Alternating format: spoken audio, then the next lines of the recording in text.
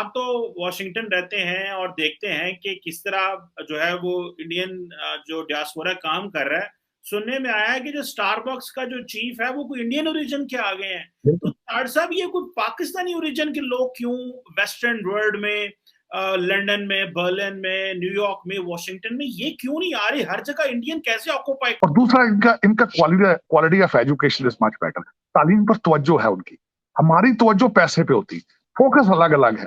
एक बहुत बड़ी अनहोनी हो गई है साउथ एशिया में कि इंडिया ने बर्तानिया को क्रॉस कर दिया है और इंडिया इस वक्त पांचवी बड़ी इकोनॉमी बन गई दुनिया की। तार साहब, हमने और इंडिया ने इकट्ठे आजादी हासिल की थी।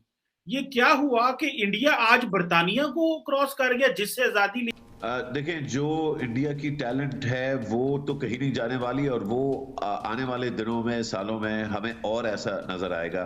खास तौर पे जो मगरबी इंडियन बैकग्राउंड या ओरिजिन के जो लोग हैं वो इतने पढ़े लिखे, इतने मेहनतकश, इतने ब्रिलियंट हैं कि उनको जो है उनके खिलाफ डिस्क्रिमिनेशन के बावजूद जो है they rise to the top.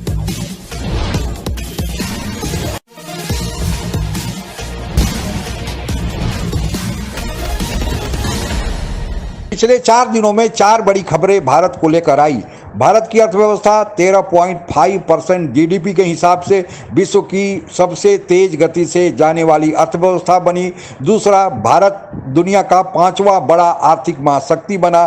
तीसरा, भारत ने अपना स्वदेशी निर्मित INS Vikrant aircraft carrier launch किया। और चौथा, भारतीय मूल के एल नरसिम्हन, स्टारबक्स कंपनी जो अमेरिका की बड़ी कंपनियों में से एक है, उन्हें सीईओ बनाया गया। इस संबंध में हमारे पड़ोसी देश पाकिस्तान में क्या चर्चा हो रही है, सुनते हैं। साढ़े पंजाबी मुहावरा है ना, वो आंदे ने शरीका दा मुंह लाल होवे तो अपना पिट के कर लेता है। मतलब ये कि बंदा मेहनत करता है, दूसरों को देख के करता है। तार साहब, आप तो वॉशिंगटन रहते हैं और देखते हैं कि किस तरह जो है वो इंडियन जो डियास्पोरा काम कर रहा है। सुनने में आया है कि जो स्टारबक्स का जो चीफ है वो कोई इंडियन ओरिजिन के आ गए हैं। तो तार साहब, ये कोई पाकिस्तानी ओरिजिन के लोग क्यों वेस्टर्न वर्ल्ड में, लंदन में, बर्लिन में, न्यूयॉर्क में, वॉशिंगटन में ये क्यों नहीं आ रहे? हर जगह इंडियन कैसे ऑक्यूपाई कर रहे हैं? आप कहते हैं डीएनए हमारा एक एक है, लेकिन इंस्टीट्यूशन एक जैसे नहीं ना चीमा साहब। भारत के इंस्टीट्यूशन, उनका standard of education is much better than us. मैं यहाँ पे वॉशिंगटन डीसी में कई बच्चे आपके देखे जो एमबीए की डिग्रियां लेकर आए हैं, 2 लफ्ज इंग्लिश में नहीं लिख सकते। आपके लॉ स्कूलों में आज तक आपका लॉ पहले उर्दू में पढ़ाया जाता था, आज का तो मुझे पता नहीं। तो मुझे ये बताएं कि आपके जब स्टैंडर्ड ऑफ एजुकेशन ही कोई नहीं है, आपको स्टारबक्स के स्पेलिंग ही ना आते हो आधे पाकिस्तानियों को, तो आपको सीईओ कैसे लगाना उन्होंने? तो मैंने उनके बारे में मैंने पढ़ा उनके बारे में, मेरे लिए खुद शॉकिंग था। और मैं क्या यार, अगे बड़े ने सीईओ इंडियन ने एक पीस और आ गया। लेकिन उसमें बात ये है सर, उनका वो लंदन में बड़ी अच्छी कंपनी को चला रहे थे वो, लेकिन दूसरा अमेरिका के अंदर फैशन भी है।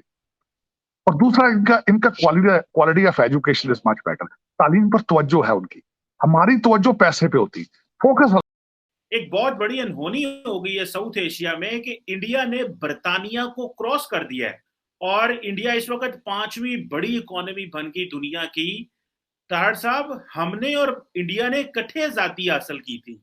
ये क्या हुआ कि इंडिया आज बर्तानिया को क्रॉस कर गया जिससे आजादी ली थी, और हमारे सारे फेडरल मिनिस्टर एयरपोर्ट्स पे खड़े हुए हैं और वो एड रिसीव कर रहे हैं। तो ये फर्क कैसे हुआ और हम क्यों इतने पीछे रह गए कि आज बर्तानिया जो है वो इंडिया से पीछे रह गया? सीमा साहब, इस पे मैं ब्लेम करूंगा लीडरशिप पर। देखिए, कौमों के लीडर हमेशा अगर उनको सही डायरेक्शंस में लीड करें तो उसके रिजल्ट इस तरह के आते हैं जिस तरह की आप बात कर रही हैं। बल्कि इसको भी मैं कहूंगा कि मैंने रिसेंटली मोदी साहब ने अपने लोगों से जब स्पीच दे रहे थे, मैंने उसके बारे में एक आर्टिकल पढ़ा कि उन्होंने कहा कि 2047 तक हम भारत को एक डेवलप्ड कंट्री बनाने के लिए मेरी मदद करें। देखिए, 2 चीजें होती हैं। जब ये जुनून होता है कौमों के अंदर, कौमियत जब आ जाती है, जाग जाती है, तो फिर वो हर हर्डल तक, मैं हमेशा ये कहता हूं कि मोदी साहब की मूवमेंट एक नेशनलिस्ट मूवमेंट थी और उन्होंने भारत के बसने वालों को स्टेरॉइड्स पे कर दिया। और उसी की वजह से आप देख रहे हैं कि वो अपनी हर हर्डल को क्रॉस कर रहे हैं और उसकी विल रखते हैं, ख्वाहिश रखते हैं कि दुनिया के चैलेंजेस क्रॉस करें। वहां उनकी जो पिछले दिनों सदर का इलेक्शन हुआ, जिस खातून को उसमें प्रेफर किया गया उसको देखें आप, और उसके बाद उनका स्पेस के अंदर जाना भारत का इस वक्त, और दूसरी चीजें जब देखते हैं तो उसमें नजर आता है मोटिवेशन। They are charged. इस वक्त मोदी साहब ने ये जरूर किया है कि वहां लीडरशिप में आके उनको चार्ज कर दिया है। They are on steroids and high volt battery है उस पे, और नेशनलिज्म, ये सारी चीजें उनको प्रोवाइड कर रहे हैं और उसमें वो दे आर स्पीडों पे है। अफसोस के साथ आप खैर कह रहे हैं हमारा डीएनए तो सेम है। आप उनकी बात करते हैं, वो तो 1947 से हमसे अलग हुए। चाइना हमसे बाद आजाद हुआ है, और उसके बाद अगर देखना चाहते हैं चाइना हमारे बाद आजाद हुए, आप देखें तो बांग्लादेश को देखें, वो तो 70s में हमसे हटा है, वो आगे जा रहा है। मुझे तो अब लग रहा है अफगानिस्तान भी आपसे आगे चला जाएगा, क्योंकि जिस तरीके से उनके हालात हैं, करेंसी आपकी। आओ तुम्हें मैं जहाद के बारे में बताऊं, जहाद क्या है, ये हमारी प्रायोरिटीज क्या है। इंडिया में तो यूनिकॉर्न्स आ रहे हैं, ये हमें आज जहाद की बताने की बातें कर रहे हैं। ये इमरान खान क्या प्रायोरिटी सेट कर रहे हैं हमारी?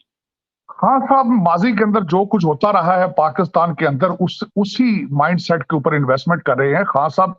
मैंने आपको बताया था निकोलो मैकियावेली के ये मुरीद हैं, उनकी फिलॉसफी पे बिल्कुल बहुत अच्छा तवज्जो दिलवाई है, खासकर भारत की ग्रोथ के ऊपर।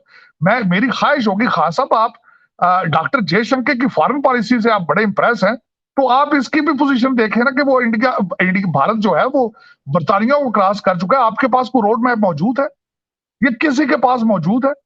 शहबाज शरीफ साहब के पास, फजलुर रहमान साहब के पास, जरदारी साहब के पास, सिवाय चोरी डाकू के दूसरों की चोरियां हैं। तो खान साहब आपके अपने जो हीरो के जो सेट लिए थे आपने मलक रियाज से, वो चोरी नहीं है? मेरी समझ से बाहर है खान साहब। और आज आपका सैलाब, और उसके बाद ये कि आप अभी तक, मेरा मकसद है कि आपने सैलाब का अभी उसका असली रूप आपने देखा नहीं है चीमा साहब। जब आलू टमाटर तक चीजें ये जब इंडिया से आएंगी, इंडिया से अगर उन्होंने दी तो, अगर आपका उनसे चला तो, वरना आपका जो प्लान बी है दुबई से लाना जहाजों पे अड्डे टमाटर, तो फिर उसकी कीमत भी उसी हिसाब से होगी। जहाजों पे जो चीजें आती हैं उनकी कीमतें कोई इतनी नहीं होती कि वो आप अफोर्ड कर सकें। तो अभी एक तूफान आना है, दूसरा तूफान इसकी बीमारियों का तूफान है। आपका गंदम, आप अंडे टमाटरों की, आप टमाटर प्याज की बात कर रहे हैं, मुझे समझ नहीं आ रहा कि गंदम कहां से आएगी। गंदम तो पहले आप इंपोर्ट करते हैं। भारत को अगर विकसित देश की श्रेणी में खड़ा होना है, भारत को अपनी जनसंख्या को ख्याल रखना है, तो भारत की मजबूरी है कि वह तेजी से अपने अर्थव्यवस्था को गति दे। भारतीय सरकार ने अर्थव्यवस्था को गति देने के लिए जो उपाय किए हैं वह अब सामने आए हैं। इस महामारी से उबरने के बाद जहां विश्व की अर्थव्यवस्था अभी भी बड़ी धीमे गति से ऊपर की ओर जा रही है या फिर मंदी का शिकार है, लेकिन भारतीय अर्थव्यवस्था दुनिया में सबसे तेज गति से ऊपर जाने वाली अर्थव्यवस्था बन गई है। भारत की अर्थव्यवस्था इस साल के अभी प्रथम तिमाही के आंकड़ों के अनुसार 13.5% जीडीपी के हिसाब से ऊपर की ओर जा रही है। दुनिया के दो बड़ी अर्थव्यवस्थाएं अमेरिका और चीन, दोनों से भारत कई गुना आगे है। अमेरिका की अर्थव्यवस्था तो नीचे की ओर जा रही है, यानी मंदी का शिकार है। जहां तक चीन का सवाल है, चीन की अर्थव्यवस्था 1.2% जीडीपी के हिसाब से ऊपर जा रही है।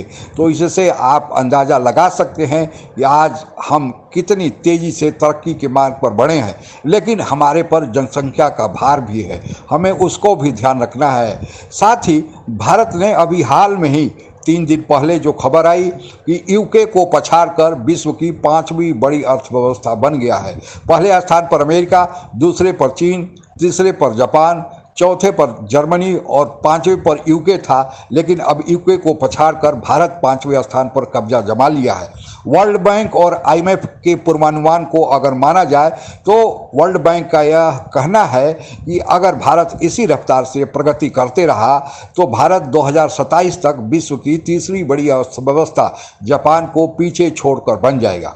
इसके साथ साथ हम अपने आर्थिक महाशक्ति बनने के साथ साथ हम सामरिक महाशक्ति बनने का भी सपना पूरा कर रहे हैं, क्योंकि हमारे दोनों ओर दो दुश्मन चीन और पाकिस्तान खड़े हैं और दोनों का कोई भरोसा नहीं, ये पीठ पर ही वार करते हैं। इसलिए भारत ने उसी दिशा में कदम बढ़ाते हुए मेक इन इंडिया कार्यक्रम के तहत जो INS विक्रांत एयरक्राफ्ट कैरियर को भारतीय नौसेना को सौंपा, इससे पूरी दुनिया में भारत के वैज्ञानिकों का, भारत के सामरिक शक्ति का डंका बजने लगा है। और भारत इसी तरह अगर प्रगति करते रहा, पूरी दुनिया के साथ तालमेल बिठाकर, जैसे भारत गुटनिरपेक्षता की नीति पर चलते हुए अपने को विकास कर रहा है, ये हमारे लिए एक बड़े गर्व की बात है। और भारतीयों के कर्मठता का ही कमाल है, भारतीयों की ईमानदारी का ही कमाल है कि अब जितने भी बड़े पद CEO के बनाए जा रहे हैं, उनमें भारतीयों को पहले स्थान पर या दूसरे स्थान पर बैठाया जा रहा है।